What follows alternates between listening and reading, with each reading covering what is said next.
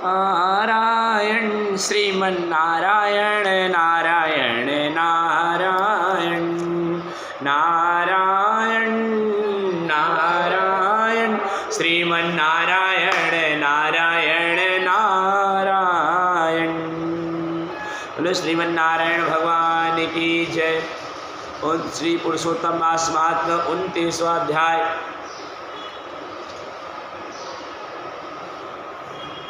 पुण्यशील सुशील बोले, हे विभो गोलोक को चले, यहाँ देरी क्यों करते हो? तुमको पुरुषोत्तम भगवान का समीप्य मिला है। करते बोला, मेरे बहुत कर्म अनेक प्रकार के भोगने योग्य है, परंतु हमारा उद्धार कैसे हुआ जिससे गोलोक प्राप्त हुआ है? जितनी वर्षा की धाराएं हैं, जितने तृण हैं, पृथ्वी की धूलि कण है, आकाश जितनी ताराएं हैं, उतने ही मेरे पाप हैं। मैंने यह सुंदर मनोहर शरीर कैसे प्राप्त कर लिया? भगवान हरि के प्रिय अति उग्र मुझसे कहिए। नारायण कहते हैं कि इस प्रकार की वाणी को सुनकर हरि के दूतों ने कहा, हरिदूत बोले, अहो आश्चर्य है, हे देव, आपने इस पद की प्राप्ति के कारण महान साधन कैसे नहीं जाना? हे प्रभु, विष्णु जी का प्रिय है पुरुषोत्तम मास, महान पुण्य फल को देने वाला पुरुषोत्तम मास के नाम से प्रसिद्ध मास को क्या आप नहीं जानते? उस पुरुषोत्तम मास में आपने जो तप किया है, हे महाराज, वन में वानर का शरीर में अज्ञानवश आपने तप किया, मुख्य रोग जो थे अज्ञान से अनाहार व्रत किया। भैया तुम बंदरपने की चंचलतावश वृक्ष के फलों को तोड़कर पृथ्वी पर फेंका, उन फलों से दूसरे मनुष्य तृप्त हुए। अंतःकरण विशेष दुख होने पर भी पानी भी पान नहीं किया। इसी तरह पुरुषोत्तम मास में अज्ञानवश तुमने तीव्र तप किया। हे श्रेष्ठ, तीर्थ में महातीर्थ 5 दिन गोता लगाया, जिससे पुरुषोत्तम मास को तुमने स्नान पुण्य का फल पाया। तुमने जो अर्थ साधन किया है वैसा करने में समर्थ कौन है? भगवान पुरुषोत्तम कोई और वस्तु को प्रीति देने वाली नहीं है। इस भरतखंड में अति दुर्लभ मनुष्य योनि में जन्म लेकर पुरुषोत्तम भगवान की सेवा करते हैं, जिससे एक दिन भी भगवान का उपवास रहने से मनुष्य का पाप पुंज से छूट जाता है। वे सदा भाग्यवान होते हैं, पुण्य कर्म करने वाले पवित्र, उनका जन्म सफल। जिनमें सब में उत्तम पुरुषोत्तम मास स्नान दान जब व्यतीत हुआ है, श्री पुरुषोत्तम में दान तृप्त कार्य करने से सभी फल मिलते हैं। मास की अपेक्षा कोटि गुणा अधिक फल देने वाले हैं। नारायण बोले, पुण्यशील और सुशील वर्णित अनेक अदृष्ट को सुनकर चकित होता यह कर्तव्य प्रसन्न हो रोमांचित हो गया। तीर्थ के देवताओं को नमस्कार कर कालश्वर पर्वत को नमस्कार किया और वन के देवताओं को तथा गुल्म तथा वृक्ष को नमस्कार किया। बाद में विनय से युक्त हो विमान की प्रदक्षिणा कर मेघ के समान श्याम वर्ण सुंदर पीतांबर को धारण कर वह तप्य विमान पर सवार हो गया। नारायण बोले, उन्होंने कहा, जरा मृत्यु रहित किस गोलोक में जाकर प्राणी शोक का भागी नहीं होता है? उस गोलोक में यह चित्र शर्मा पुरुषोत्तम मास सेवन किया। व्यास से पुरुषोत्तम मास का सेवानर शरीर को छोड़कर 2 भुजाधारी मुरली के लिए पुरुषोत्तम भगवान को देखकर बहुत प्रसन्न हुआ। नारायण बोले, इस आश्चर्य को देखकर समस्त देवता चकित हो गए। पुरुषोत्तम भगवान की प्रशंसा करते अपने स्थान को गए। नारद मुनि बोले, हे तपोधान, आपने दिन के प्रथम भाग्य का कृत्य कहा, पुरुषोत्तम मास के दिन के पिछले भाग में होने वाले कृत्य को कैसे जाना? हे बोलने वालों में श्रेष्ठ गृहस्थ के उपकार के लिए मुझसे कहिए, क्योंकि आपके समान महात्मा सदा सबके ऊपर के लिए विचरण करते हैं। श्री नारायण बोले, प्रातः काल के कृत्य को विधिपूर्वक समाप्त कर बाद मध्याग्रह तो होने वाली संध्या को करके तर्पण करे। देव मनुष्य पशु पक्षी सिद्ध यज्ञ सर्प दैत्य प्रेत पिशाच नाग ये सब जो अन्न की इच्छा करते वे सब मेरे दिए गए अन्न को ग्रहण करे। फिर पंच महायज्ञ को करे, बाद में भूत बलि करे और काक कुत्ता श्लोक पढ़ता हुआ बलि देवे।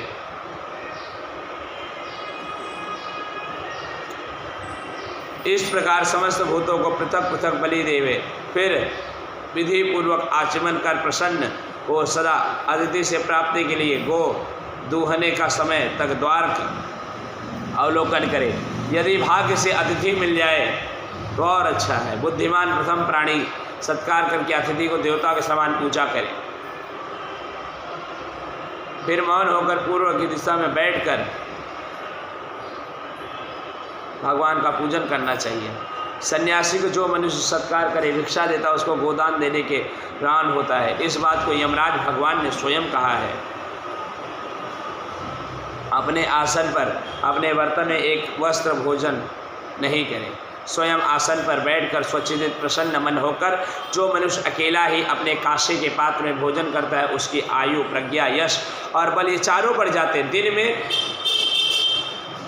सत्यम व्रतेन परीक्ष्यामि, रात्रि में ऋतु व सत्येन परीक्ष्यामि। इस मंत्र से हाथ में जल लेकर निश्चय कर घृत व्यंजन युक्त अन्न का भोजन करे। भोजन में कुछ अन्न लेकर इस प्रकार कहे, भूपते नमः, प्रथम कहकर भुवनपते नमः कहे, भूतानापते नमः कहकर धर्मराज को बलि देवे।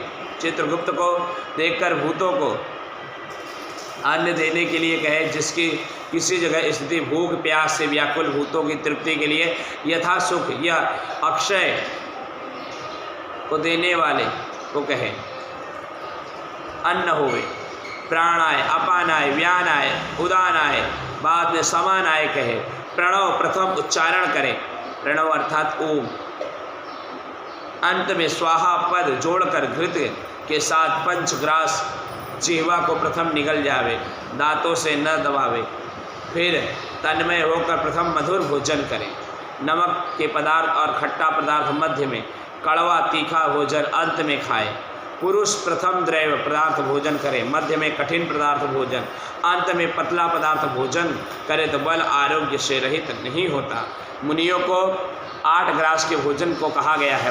वामन प्रस्थी को 16 ग्रास का भोजन कहा गया, गृहस्थी को 32 ग्रास का भोजन कहा गया। एक ग्रास मतलब उतने चबा कर खाना चाहिए भोजन को। द्विज को शास्त्र के विरुद्ध भज्य भोजन आदि पदार्थों को नहीं खाना चाहिए। शुभ और बासी पदार्थ को विद्वानों को खाने के अयोग्य बताया गया है। घृत दूध को छोड़कर अन्य वस्तु का भोजन करें।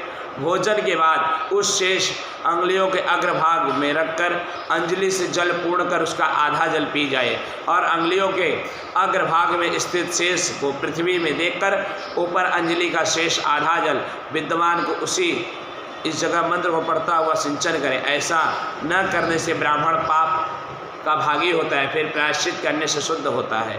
मंत्रार्थ रौवर नरक में पीड़ के गड़े में पद्म अर्बुद वर्ष तक वास करने वाले तथा इच्छा करने के लिए मेरा दिया हुआ यह जल अक्षय होता हुआ प्राप्त हुआ।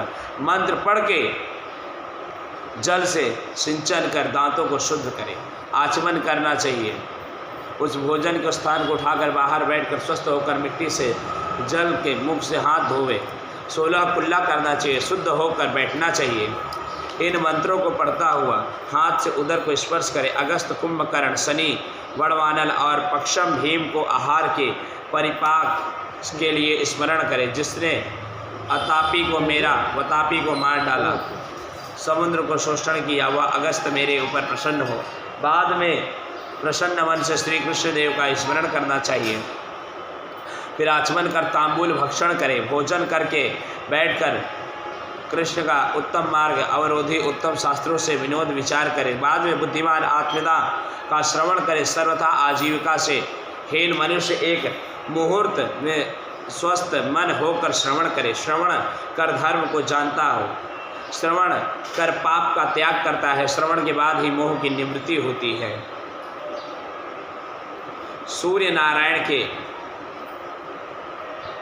अस्ताचल जाने के समय तीर्थ में जाकर अवस्था गृह में ही पैर धोकर पवित्र वस्त्र धारण करके साय संध्या की उपासना करें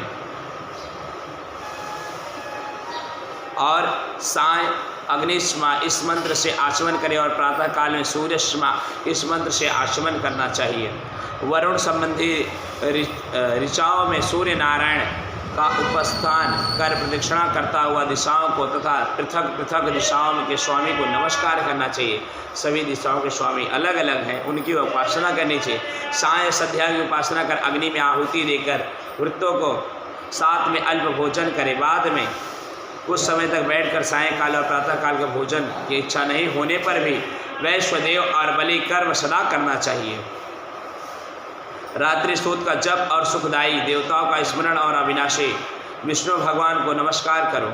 स्वस्तित रात्रि का शयन करें। अगस्त, माधवी, महाबली, मुकुंद, मुचुंग, कपिल, अगस्त मुनि ये 5 सुखदायी कहे गए हैं। ऋतुकाल में स्त्री के पापजय और सदा स्त्री से व्रति रति कामना छोड़कर अपनी स्त्री के पास जाए। प्रदोष और प्रदोष के पिछले प्रहर में वेदाभ्यास करें।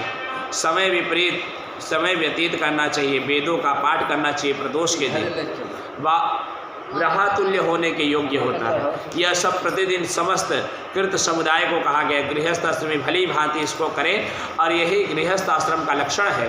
अहिंसा, सत्य वचन, समस्त प्राणी पर दया, शांति, यथाशक्ति दान करना गृहस्थ आश्रम का धर्म कहा गया है। पर स्त्री से भोग नहीं करना, अपनी धर्म पत्नी की रक्षा करना, बिना दी हुई वस्तु को लेना नहीं, शहद मांस को खाना नहीं। यह 5 प्रकार का धर्म बहुत शाखा वाला, सुख देने वाला है। शरीर से होने वाले धर्म को उत्तम प्राणियों को करना चाहिए। श्री नारायण बोले, संपूर्ण वेदों में कहा गया यह उचित है। चरित्र गृहस्थ आश्रम का लक्षण है। मुने, इस लोक के हित के यह संक्षेप में लक्षण के साथ मैंने आपसे अच्छी तरह कहा। बोले वृंदावन बिहारी लाल की जय, उमापति महादेव की जय, लक्ष्मी नारायण भगवान की जय। ओम नमः पार्वती पते हर हर महादेव।